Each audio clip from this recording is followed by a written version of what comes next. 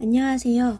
3년 전 2017년 봄 세길에 온 이후로 벌써 세 번째 봄을 맞게 되었네요.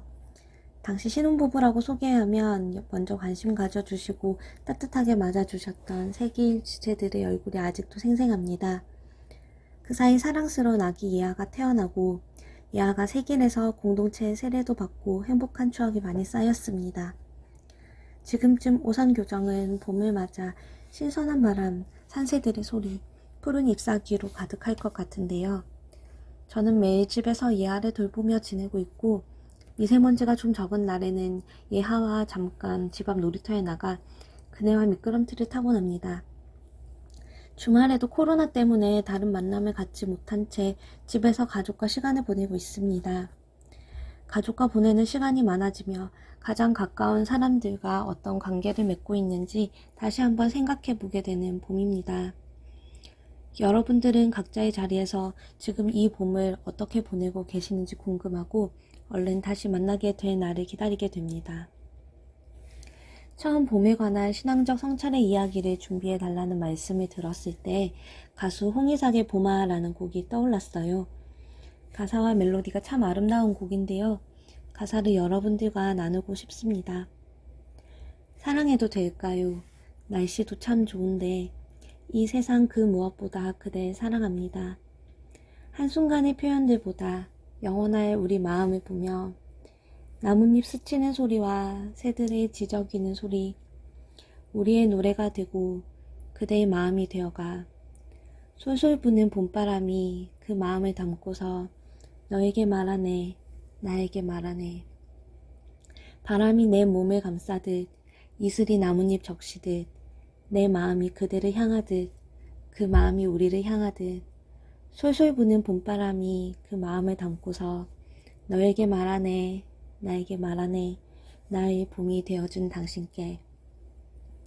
가사에 나오는 여러 봄의 이미지들을 통해 성큼 다가온 싱그러운 봄을 느낄 수 있는데요. 코로나로 인해 봄을 마음껏 만끽하기 어려운 오늘을 위로하는 듯한 가사입니다. 제가 평소에 좋아하는 곡이라 남편이 3년 전 저희 결혼식 때 선물로 이 곡을 불러주었던 기억이 납니다. 결혼식을 준비하며 이렇게 아름다운 봄처럼 항상 상대를 사랑하고 함께 노래하는 마음으로 살고 싶다는 마음을 갖게 되었고, 청첩장에는 그리스도께서 우리에게 보이신 사랑을 본받아 영원히 서로를 사랑하고 용납하며 그 사랑을 나누면서 살겠다는 문구를 넣었던 기억도 납니다. 하지만 오랜만에 이 곡을 들으며 지난 시간을 돌아보니 봄처럼 아름다운 순간들도 있었지만 서로를 이해하지 못하고 여러 문제로 언성을 높였던 시간도 많았던 것 같습니다.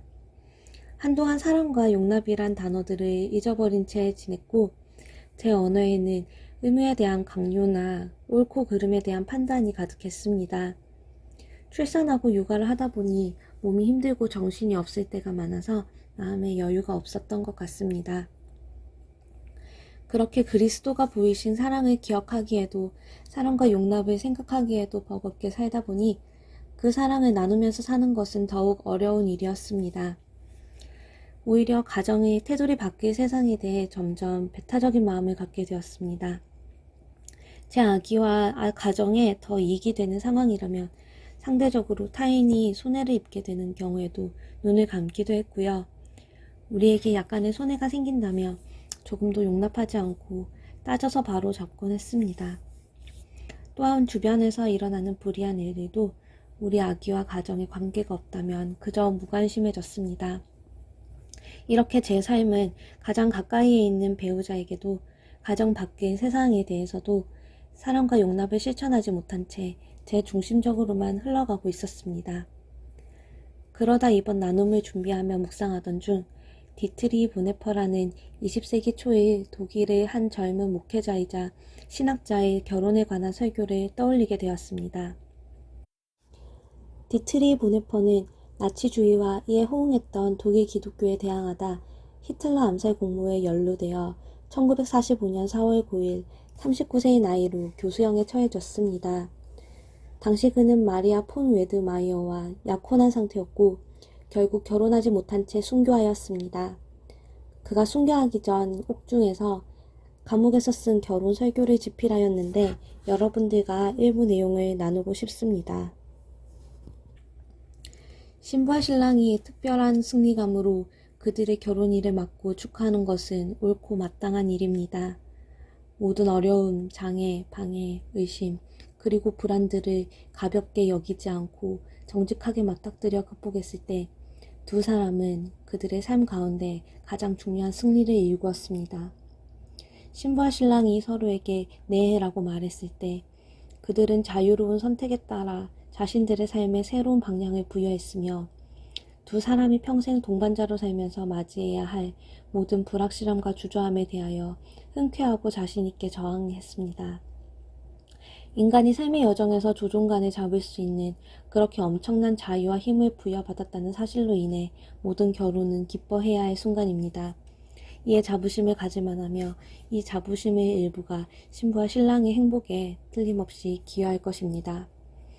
하지만 우리는 여기서 너무 조급하게 하나님의 뜻이나 인도하심에 관해 경건하게 말하지 않도록 해야 합니다.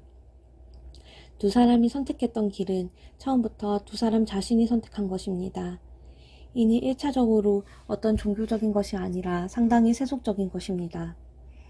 따라서 자신들이 가게 될 여정의 성공에 대한 모든 책임은 신부와 신랑에게 있으며 그런 책임에 수반된 모든 행복도 그들의 것입니다.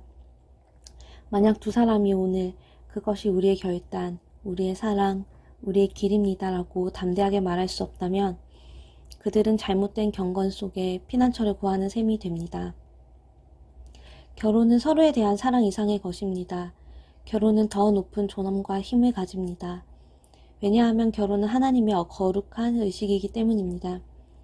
사랑할 때 여러분은 오직 자기 자신의 행복이라는 하늘만 봅니다.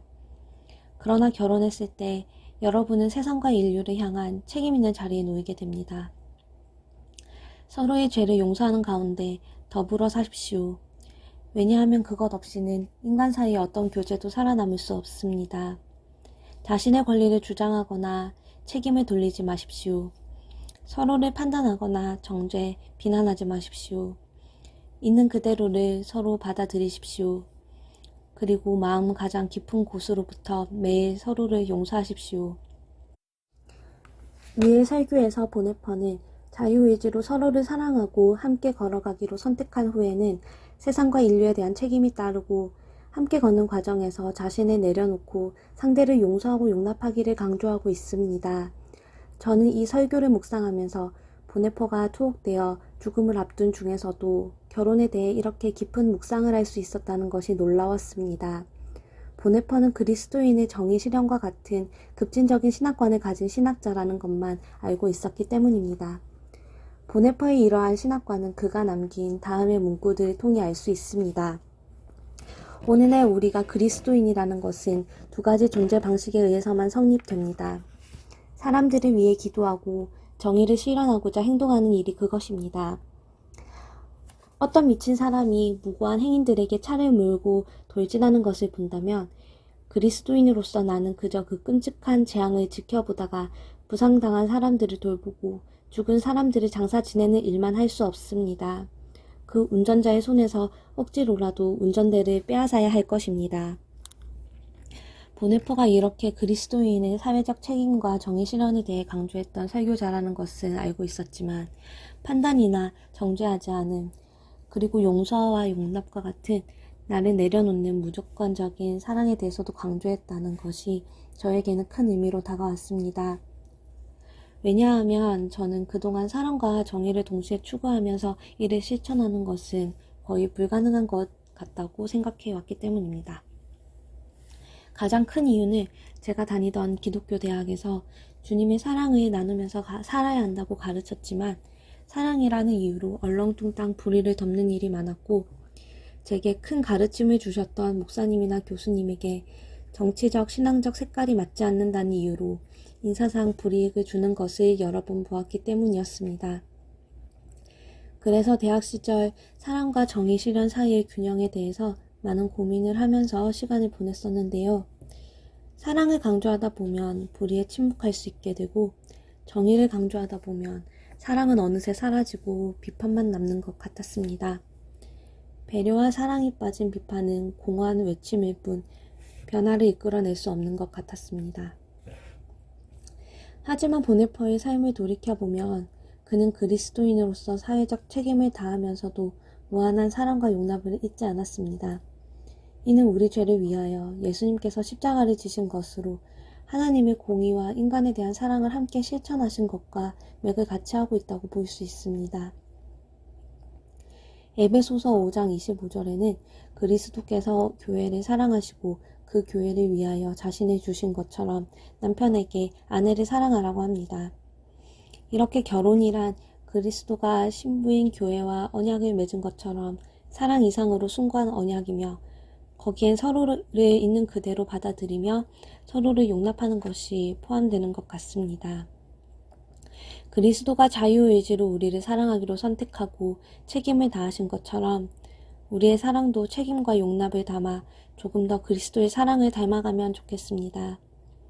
그리고 그 사랑이 가까운 사람들만을 향한 것이 아니라 조금씩 경계를 넓혀가 아직 추운 겨울과 같은 이 세상에 닿았으면 좋겠습니다. 자신을 기꺼이 내어주신 그리스도의 사랑이 실현될 때 그리스도인이 말하는 사회적 정의도 공허한 외침이 아닌 실제한 움직임이 될 수 있을 것입니다.